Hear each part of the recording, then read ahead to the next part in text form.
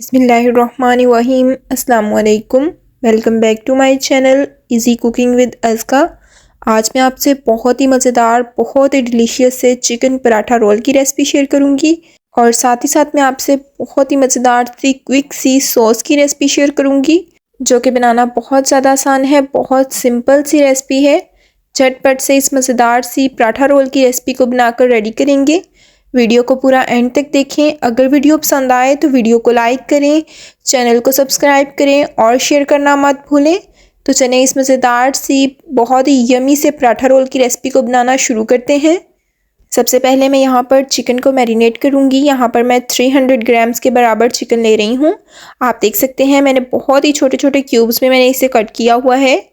सबसे पहले मैंने चिकन को अच्छे से क्यूब्स में कटिंग कर लिया, फिर अच्छे से सिरका लगाकर वॉश कर लिया। अब आप देख सकते हैं चिकन को अच्छे से वॉश करके मैंने अपने बोल के अंदर शिफ्ट कर दिया। अब मैं इसके अंदर ऐड करूँगी आधा छोटा खाने का चम्मच नमक। नमक को आप अपने टेस्ट के अकॉर्डिंग कम या ज़्यादा कर सकते हैं। अब मैं इसके अंदर ऐड करूँगी रेड चिली पाउडर यानी कि लाल मिर्च पाउडर आधा छोटा खाने का चम्मच।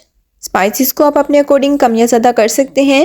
अब मैं इसके अंदर शामिल करूँगी आधा छोटा खाने का चम्मच सूखा धनिया पाउडर यानी कि ड्राई कोरिएंडर पाउडर, आधा छोटा खाने का चम्मच भुना कूटा हुआ ज़ीरा पाउडर, क्वार्टर छोटा खाने का चम्मच इसके अंदर ऐड करूँगी काली मिर्च पाउडर यानी कि ब्लैक पेपर पाउडर, एक छोटा खाने का चम्मच शामिल करूँगी क्रश किया हुआ लहसुन, 2 बड़े खाने के चम्मच ऐड करूँगी योगर्ट यानी कि दही। अब चम्मच की हेल्प से सारी चीज़ों को अच्छे से मिक्स कर देंगे। चिकन को सारे मसालों और दही के साथ मैरिनेट कर देंगे। इस तरह से आपने अच्छे से चिकन की मैरिनेशन कर देनी है, अच्छे से इसको मिक्स कर देना है सारे मसालों के साथ। अब मैं इसके अंदर डालूंगी लास्ट पर लेमन जूस। मैं हाफ़ लेमन जूस का यूज़ कर रही हूँ क्योंकि मेरे पास बड़े वाला लेमन था। अगर आपके पास छोटे वाला लेमन हो तो आप एक पूरा डाल दें। अगर इसकी क्वांटिटी की बात की जाए तो मैं यहाँ पर एक बड़ा खाने वाला चम्मच लेमन जूस ऐड करूँगी। अच्छे से सारी चीज़ों को मिक्स कर देंगे। अच्छे से मिक्सिंग करने के बाद हम इसको रेस्ट के लिए छोड़ देंगे। मैं तकरीबन आधा घंटा इसको रेस्ट दूंगी।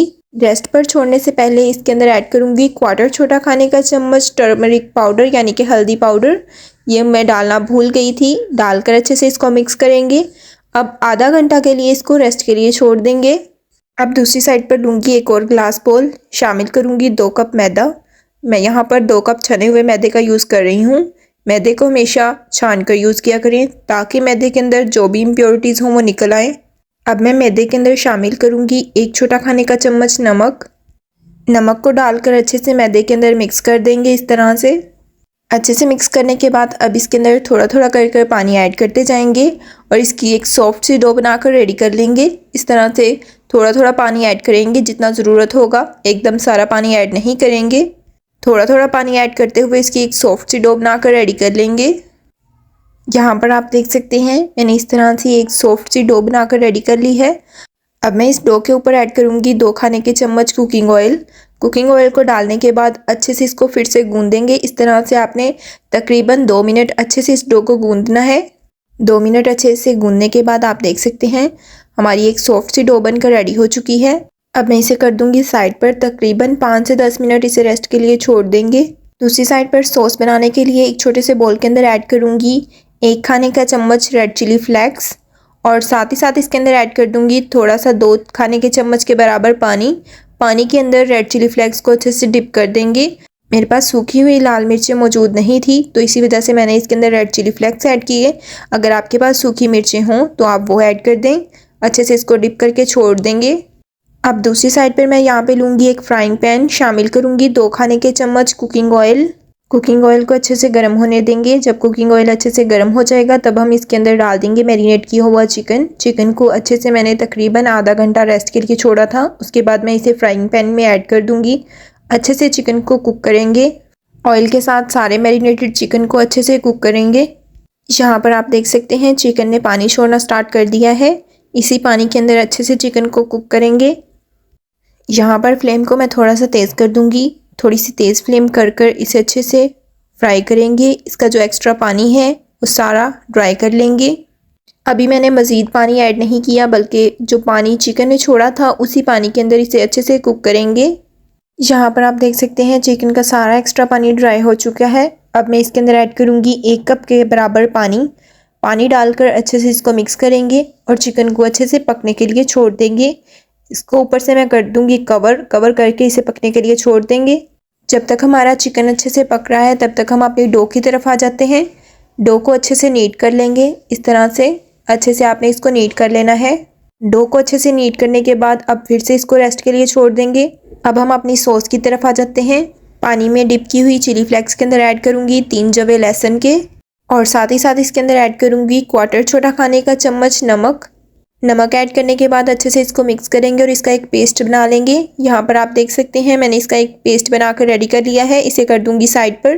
दूसरी साइड पर हम चिकन को चेक कर लेते हैं। चिकन का सारा पानी अच्छे से ड्राई हो चुका है। चिकन अच्छे से कुक हो चुका है। चिकन अच्छे से गल चुका है। तो अब मैं इसका जो एक्स्ट्रा पानी है, थोड़ा थोड़ा पानी इसके अंदर जो मौजूद है, उसको भी अच्छे से ड्राई कर लेंगे। यहाँ पर आप देख सकते हैं चिकन अच्छे से कुक हो चुका है। इसकी फ्लेम को मैं कर दूंगी ऑफ और इसे ठंडा होने के लिए साइड पे कर देंगे। अब मैं यहाँ पर ले रही हूँ कुछ कटिंग की हुई वेजिटेबल। सबसे पहले मैं यहाँ पर ले रही हूँ बारीक कटिंग की हुई बंद गोभी, स्लाइस में कटिंग किए हुए खीरे, स्लाइस में कटिंग किए हुए टमाटर और बारीक कटिंग किया हुआ प्याज। इन वेजिटेबल्स को भी कर देंगे साइड पर। अपनी डो की तरफ आते हैं। सबसे पहले काउंटर पर थोड़ा सा मैदा डस्ट करेंगे। मैदा डस्ट करने के बाद डो को इसके ऊपर रखेंगे। हल्का सा डो को रोल डाउन करेंगे और इसका एक छोटा सा रोल बना लेंगे। रफली एक रोल की शेप दे लेंगे इसको। अब इस रोल को एक स्क्रैपर की हेल्प से मैं 4 पोर्शंस में डिवाइड करूंगी। इस तरह से मैं इसे 4 पोर्शंस में डिवाइड कर दूंगी। आप चाहें तो नाइफ की हेल्प से भी इसे 4 पोर्शंस में डिवाइड कर सकते हैं। अब एक एक पोर्शन को उठाते हुए इसका एक पेड़ा बनाकर रेडी कर लेंगे। इसी तरह से बाकी के तमाम पोर्शंस के भी पेड़े बनाकर रेडी कर लेंगे। हमारे पास यहाँ पर 4 पेड़े बनकर रेडी हो चुके हैं। 3 पेड़ों को अपनी प्लेट के अंदर रख लेंगे। थोड़ा सा मैदा डस्ट कर 3 पेड़े अपनी प्लेट के अंदर रख देंगे और एक को काउंटर पे ही रहने देंगे। थोड़ा सा मैदा मज़ीद डस्ट करेंगे। दोनों साइड से अच्छे से प्रेस करेंगे। अब एक बेलन की हेल्प से इसको बेलना स्टार्ट करेंगे। इस तरह से आपने आराम से थोड़ा थोड़ा मैदा डस्ट करते हुए इसको बारीक सा बेल कर रेडी कर लेना है। इस तरह से आपने बेलते हुए इसकी एक बारीक सी रोटी बनाकर रेडी कर लेनी है। यहाँ पर एक बारीक सी रोटी बनकर रेडी हो चुकी है। अब इस बेली हुई रोटी के ऊपर ऐड करूँगी थोड़ा सा कुकिंग ऑयल। कुकिंग ऑयल को अच्छे से पूरी रोटी के ऊपर स्प्रेड कर देंगे इस तरह से। अब इसके ऊपर थोड़ा सा मैदा डस्ट करेंगे इस तरह से। अब एक पिज़्ज़ा कटर लूँगी। एक पिज़्ज़ा कटर की हेल्प से इस रोटी को बारीक बारीक स्ट्रिप्स में कट कर लेंगे। आपने एंड तक स्ट्रिप्स को नहीं कट करना, बस दरमियान से आपने इसके ऊपर कट्स लगाने हैं। अब इस तरह से एक साइड से उठाते हुए हम इसे रोल करना स्टार्ट करेंगे। इस तरह से आराम आराम से अपने हाथों की मदद से इसको रोल करना स्टार्ट करना है। आप हाथों की मदद से भी रोल कर सकते हैं या इस तरह से एक स्क्रैपर की हेल्प से भी आप इसको रोल कर सकते हैं। इस तरह से बहुत ही मज़ेदार सा लच्छेदार सा हमारा पराठा बनकर रेडी होगा। अब इस तरह से इसको रोल करेंगे। रोल करने के बाद थोड़ा सा स्ट्रेच करेंगे, फिर रोल करेंगे, फिर स्ट्रेच करेंगे। अब इस तरह से इसका एक पेड़ा बनाकर रेडी कर लेंगे। इस तरह से घुमाते हुए इसका एक पेड़ा बनाकर रेडी कर लेंगे और एंड को नीचे की तरफ फोल्ड कर देंगे। एक पेड़ा बनकर रेडी हो चुका है। इसी तरह से बाकी के तमाम पेड़े भी बनाकर रेडी कर लूँगी। यहाँ पर आप देख सकते हैं सारे पेड़े बनाकर मैंने रेडी कर लिए हैं। अब इन पेड़ों को थोड़ी देर के लिए रेस्ट के लिए छोड़ देंगे ताकि बहुत ही मज़ेदार से और लच्छेदार से पराठे बनकर रेडी हों। अब दूसरी साइड पर हम अपनी सॉस रेडी करेंगे। सॉस रेडी करने के लिए एक बोल लूँगी। एक बोल के अंदर ऐड करूँगी आधा कप के बराबर मायोनीज़। आधा कप मायोनीज़ एक बोल के अंदर शिफ्ट कर देंगे इस तरह से। अब मैं इसके अंदर ऐड करूँगी 2 चम्मच भर कर दही। 2 बड़े खाने वाले चम्मच दही के इसके अंदर ऐड कर देंगे। अच्छे से दोनों चीज़ों को मिक्स कर देंगे।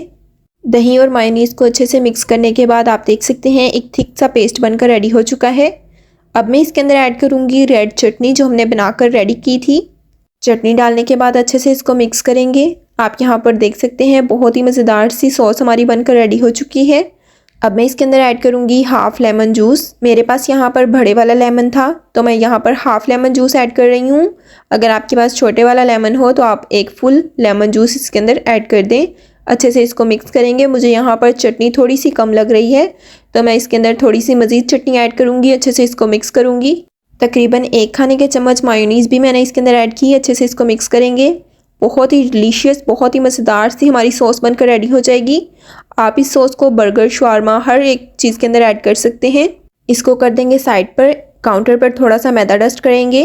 अब हम अपने लच्छे पराठे बनाना स्टार्ट करेंगे। एक पेड़े को उठाकर काउंटर पर रखेंगे। इस तरह से हाथों की मदद से हल्का हल्का दोनों साइड से प्रेस करेंगे। लच्छे पराठे बनाने के बहुत से तरीके हैं, मैं आपसे बहुत से तरीके शेयर भी कर चुकी हूँ। आप अपने अकॉर्डिंग किसी भी स्टाइल का लच्छा पराठा बनाकर रेडी कर सकते हैं। अब एक बेलन की हेल्प से इसको बेलना स्टार्ट करेंगे। बहुत ज़्यादा भी आपने बारीक इसको बेलना नहीं है, क्योंकि अगर आपने बहुत ज़्यादा बारीक इसको बेल दिया तो इसके सारे लच्छे जुड़ जाएंगे और बिल्कुल भी लच्छेदार सा पराठा हमारा बनकर रेडी नहीं होगा। और रेस्ट देना भी बहुत ज़्यादा ज़रूरी है। अगर आप पेड़ों को, डो को अच्छे से रेस्ट नहीं देंगे तो लच्छेदार पराठे बनकर नहीं रेडी होंगे। यही कुछ टिप्स होती हैं जिनको आप फॉलो करेंगे तो आपका परफेक्ट लच्छा पराठा बनकर रेडी होगा। आप देख सकते हैं मैंने इसको बेल लिया है, बहुत ज़्यादा बारीक भी नहीं बेला। अब इस पराठे को आराम से हाथों की मदद से उठाएंगे। इस तरह से आपने आराम से इसको उठाना है। हॉट प्लेट को पहले से मैंने गर्म होने के लिए रख दिया था। अब हम इसके ऊपर पराठे को डाल देंगे, अच्छे से इसको सेट कर देंगे हाथों की मदद से। इसी तरह से मैं बाकी के पराठे भी बनाकर रेडी कर लूँगी। बहुत ही ईजीली बन जाते हैं। यहाँ पर आप देख सकते हैं। अब मैं इसकी साइड को टर्न करूँगी। इसी तरह से एक आधा मिनट दूसरी साइड से पकने देंगे, फिर दूसरी साइड को भी अच्छे से टर्न कर देंगे। टर्न करने के बाद अब हम इसके ऊपर लगाएंगे कुकिंग ऑयल। 2 खाने के चम्मच कुकिंग ऑयल डालूंगी इसके ऊपर। अब इसकी साइड को फिर से टर्न करेंगे। लच्छा पराठा को हम बहुत ज़्यादा तेज़ फ्लेम पर नहीं पकाएंगे, बल्कि हल्की सी आंच पर इसे पकाएंगे। लच्छा पराठा आम नॉर्मल पराठे से थोड़ा सा मोटा होता है, तो इसे पकने में थोड़ा टाइम लगता है। हल्की सी आंच पर पकाएंगे तो परफेक्टली हमारा पराठा कुक हो जाएगा। हल्की सी आंच पर मुसलसल पलटते हुए हम इसको कुक करेंगे। इस तरह से थोड़ी थोड़ी देर बाद इसकी साइड को चेंज करते रहेंगे। यहाँ पर आप देख सकते हैं पराठे की दोनों साइड्स पर गोल्डन ब्राउन सा कलर आना स्टार्ट हो चुका है। बहुत ही परफेक्टली हमारा लच्छा पराठा कुक हो रहा है। मुझे फीडबैक लाजमी दिया करें कि आपको हमारी रेसिपीज़ कैसी लगती हैं। अगर पसंद आए तो वीडियो को लाइक, चैनल को सब्सक्राइब और अपने फ्रेंड्स फैमिली के साथ शेयर करना मत भूला करें। माशाल्लाह से एक लच्छा पराठा बनकर रेडी हो चुका है। इसे मैं अपनी प्लेट के अंदर निकाल लूँगी और साइड पे कर देंगे। और इसी तरह से बाकी के तमाम लच्छा पराठा को भी कुक करेंगे। बहुत ही आसान सी रेसिपी है, लास्ट में ट्राई कीजिएगा। सारे लच्छे पराठे बन चुके हैं बनाने के बाद। अब मैं यहाँ पे लूँगी एक बटर पेपर। बटर पेपर के ऊपर रखूँगी अपना पराठा। एक पराठा रखने के बाद अब हम इसके ऊपर लगाएंगे अपनी सॉस जो हमने बनाकर रेडी की थी। सॉस को आप अपने अकॉर्डिंग कम या ज़्यादा लगा सकते हैं। अगर बच्चों को दे रहे हैं पराठा रोल तो आप सॉस थोड़ी सी कम लगाएं। ये ऑल इन वन सॉस है। इसको आप अपने बर्गर्स के अंदर, शवारमा के अंदर, पराठा रोल के अंदर, हर एक चीज़ के अंदर ऐड कर सकते हैं। अब हम इसके ऊपर डालेंगे चिकन जो हमने मैरिनेट करके कुक करके रखा था।